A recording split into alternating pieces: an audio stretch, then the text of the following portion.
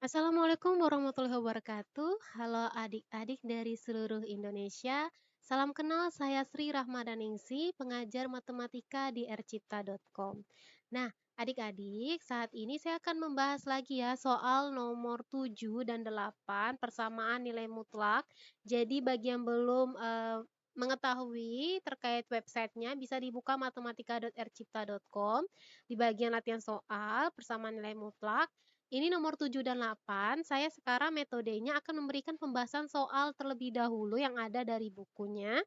Nanti baru saya jelaskan cara yang lain. Oke, jadi adik-adik punya beberapa cara seperti itu ya.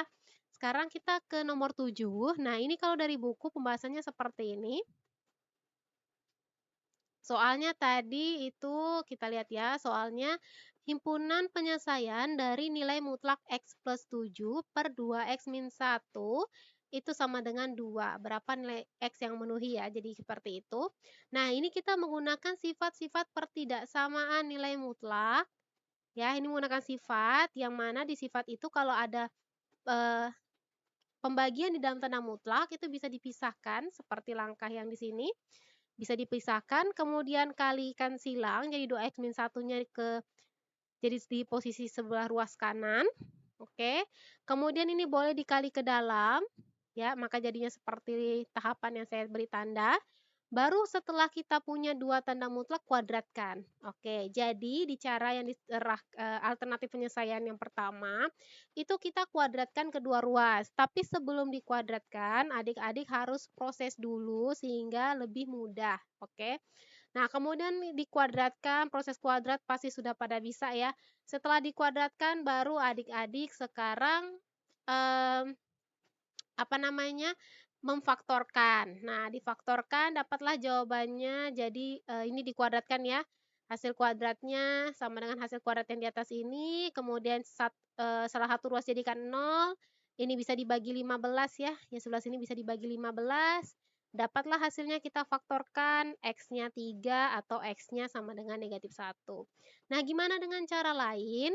Oke, cara lain kita menggunakan sifat dari mutlak juga yang seperti ini. Jadi kalau misalnya kita punya AX tambah B mutlak ya, sama dengan C. Nah, itu kan sebenarnya kita bisa bilang kalau, nilai dari AX tambah B itu sama dengan C atau AX tambah B sama dengan negatif C. Kenapa, Kak? Karena kalau misalnya saya masukin AX tambah B-nya ini C, berarti kan mutlak C sama dengan C, ya kan? Nah, kalaupun misalnya AX tambah B-nya di sini jadi negatif C, ya, AX tambah B-nya jadi negatif, misalnya jadi negatif C juga hasilnya akan jadi C. Jadi nggak ada masalah. Jadi saya bisa aja nanti buat ini. Oke, ini dipahami dulu. Jadi kita bisa kalau misalnya ada mutlak yang sama dengan suatu nilai, kita anggap pertama nilai C-nya, yang kedua nilai negatif C-nya. Oke, ini saya hapus dulu. Nah, di sini berarti saya bisa buat seperti ini ya. Jadi kalau saya punya mutlak X tambah 7 per 2X kurang 1, ini sama dengan 2. Berarti saya bisa bilang seperti ini, yang pertama itu X tambah 7 per 7 ya, 7 per 2X kurang satunya itu sama dengan 2. Nah, yang pertama ini, berarti saya tinggal kali silang aja, selesaikan di sini, X tambah 7 sama dengan 4X kurang 2. Berarti di sini jadi negatif 3X ya. Adik-adik pasti paham kenapa, karena 1X dikurang 4X. Ini 3 loh. Sebentar. Tulisan saya seperti coretan apa gitu ya. Ini X tambah 7 tadi ya. Nah, ini jadinya negatif 3X ya, karena X dikurang 4X sama dengan negatif 2 kurang 7 jadi negatif 9, berarti X-nya kita dapat 3, sama ya. Sama kan? Nah, kemudian yang kedua, kita punya X tambah 7 per 2X min 1 yang kita ambil bukan duanya tapi negatif duanya, karena sama aja ya mutlak dari negatif 2 kan akan ke 2 lagi. Nah, berarti di sini kita tinggal selesaikan X tambah 7 sama dengan negatif 4X ya, negatif 2 kali 2X, negatif 4X, negatif 2 kali negatif 1 ditambah 2. Oke, jadi kita punya di sini X ditambah 4X, 5X sama dengan 2 kurang 7, negatif 5. Berarti kita punya X sama dengan negatif 1. Nah, sama kan caranya adik-adik? Sama persis. Nah, tinggal kembali ke adik-adik sekalian, mau cara yang seperti apa? Mau kuadratkan kedua ruas boleh, mau pakai cara, langsung menggunakan definisi sih ini adalah perluasan dari definisinya.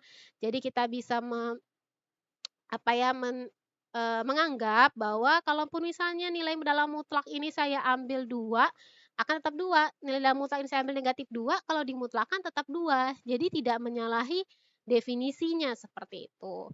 Oke, jadi, untuk nomor 7 boleh di-screenshot kalau pengen, screenshot ataupun pengen di-pause sambil dicatat, silahkan. Ini saya hapus dulu ya, untuk kita mudah melihat nomor 8.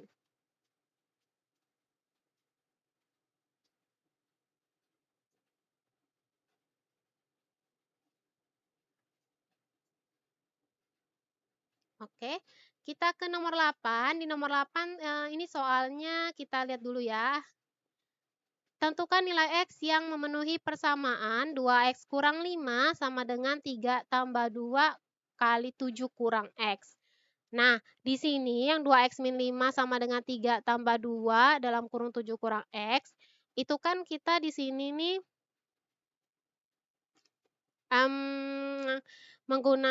kita lihat kalau di penyelesaiannya itu 2X tambah 5, harusnya dia 2X min 5 ya. Jadi saya perbaiki dulu, ini cuma typo aja sih. Ke bawahnya benar ya, ke bawahnya benar 2X min 5 ini harusnya negatif. Oke, ini harusnya negatif. Nah, caranya yang untuk dari pembahasan di buku itu dikuadratkan kedua ruasnya. Nah, jadi kuadratkan kedua ruas, terus diproses, cuman ini angkanya besar, jadi agak, untuk adik-adik yang mungkin pas lihat besar langsung, "Aduh kok kayak, malas ya?" Gitu kan. Nah, kita bisa gunakan cara yang sama seperti nomor 7 tadi. Oke, ini nggak perlu saya bahas karena caranya persis, jadi tinggal dikuadratkan aja, hasil kuadratnya disederhanakan, kemudian difaktorkan. Nah, untuk cara yang seperti nomor 7, berarti kan kita punya 2X kurang 5 ya. Nah, ini sama dengan yang terakhirnya 3 tambah 2 dalam kurung 7 kurang X.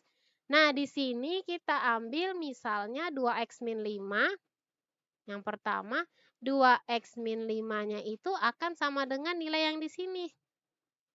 3 tambah 2 kali 7 kurang X. Nah, cara ini bisa berhasil ketika ini ada sedikit, apa ya, disclaimer lah ya, peringatan. Cara ini bisa untuk yang ada penjumlahan dengan bilangan positif ya, adik-adik. Kalau misalnya dia di sini bilangan negatif, yang kemungkinan nanti hasil dari 3 tambah 2 dalam kurung 7 kurang X ini, nilai mutlak 7 kurang X ini, di sini bukan 3, tapi misalnya negatif 10. Nah, kemungkinan besar hasil dari, penjumlahan ini semua, hasil dari semua ini bisa jadi dia negatif. Sehingga untuk, jawaban seperti itu kita udah bakal tahu sih, udah bakal tahu kalau misalnya nggak akan ada X penyelesaian, karena tidak mungkin nilai mutlak itu negatif. Nah, jadi besar kemungkinan cara ini bisa kita gunakan selama hasil yang sebelah kanan sudah bisa kita pastikan positif. Ini kan 3 positif, terus 2 ini juga positif, kalau 2 sudah positif, nilai mutlak ini pasti positif, ya udah semuanya pasti positif. Sehingga kita bisa meyakinkan, oke hasilnya, nanti bilangannya kalau diproses dia pasti positif. Berarti dia tidak akan menyalahi definisi nilai mutlak, akan ada penyelesaiannya, seperti itu. Nah, jadi cara yang ini, seperti yang nomor 7 tadi, kita ambil yang positifnya nih, ambil yang, semuanya tetap nilai yang sama, berarti kita punya 2X kurang 5 sama dengan 3 tambah ini udah boleh kita langsung kalikan ya. Ini kalau misalnya kita buat udah bisa dikurungkan. Kenapa? Nanti saya akan jelaskan kenapa bisa seperti itu, nanti akan saya jelaskan di akhir. 2 kali 7 ini berarti sorry 14 dikurang 2x. Oke. Nah ini jadinya 2x min 5 dengan kurang 2x, berarti jadi 4x ya. Kemudian 3 tambah 14 itu kan 17, 17 ditambah 5 jadinya 22.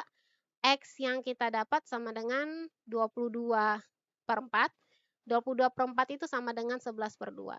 Sama ya, lebih simpel. Tapi ini sih sebenarnya baru yang satu aja sih, belum yang keduanya. Yang keduanya kita cek 2x min 5 sama dengan, di sini kita pakai negatifnya adik-adik. Jadi negatif 3 tambah lawannya ya, maksudnya 2 kali 7 kurang X. Oke. Nah, ini berarti jadinya 2x min ini daripada susah berarti sebelah sini aja yang kita ganti ya. Ini jadi negatif 2x plus 5. Kenapa, Kak? Karena saya negatifnya kearahkan ke sini. Nggak ada masalah ya, karena ini sama-sama kali negatif, berarti ini jadi negatif 2x plus 5, yang di sini negatifnya hilang, jadi 3 tambah 2 kali 7 kurang X. Oke, nah di sini sekarang kita proses dulu, negatif 2x plus 5 sama dengan 3 tambah 14 kurang 2x, ini saya langsung ya, ini habis ya berarti. Nah tinggal 5 sama dengan 17 kan TM. Nah untuk proses nomor 2 ini berarti tidak ada penyelesaian X-nya, jadi jawabannya cuma yang 11/2. Oke, nah di sini mungkin ada yang menanyakan, bingung, saya juga terkadang ya mikir sebelumnya itu, sebelum saya mencari tahu, sebelum saya explore, kenapa sih di sini kan awalnya, mutlak ya, mutlak 7 kurang X. Kemudian kan waktu dikuadratkan sebenarnya mutlak. Harusnya pada saat dikalikan 2 kali 3 6, 6 kali 2 12. 12 dengan mutlak 7 kurang X, lah harusnya kan dia ini ya, ada 2 kemungkinan yang dimasukin seharusnya. Jadi 12 dengan X min 7 misalnya seperti itu. Kenapa pada saat dikuadratkan dia harus, masih ada gitu. Kenapa pas dikeluarkan mutlaknya udah dihilangkan langsung kurung. Nah, kenapa bisa? Sama seperti ini misalnya, saya menggunakan 2x min 5, kemudian sama dengan 3 tambah 2 dalam kurung 7 kurang X. Nah, kenapa, mmm tidak pakai mutlak, kenapa udah boleh dikurungkan? Oke, sebelumnya adik-adik silakan di-screenshot dulu, kalau ada pertanyaan silakan tanyakan di kolom komentar ya. Nah untuk pertanyaan itu, boleh nih ya adik-adik, coba dulu ya, cari tahu alasannya kenapa, karena saya akan membahasnya nanti di nomor 9 dan 10. Nah, jadi itu bisa jadi bahan diskusi kita di kolom komentar, kenapa ya? Kenapa nilai mutlak 7 kurang X-nya itu bisa dihilangkan tanda mutlaknya, kemudian bisa jadi tanda kurung, apa sih penyebabnya?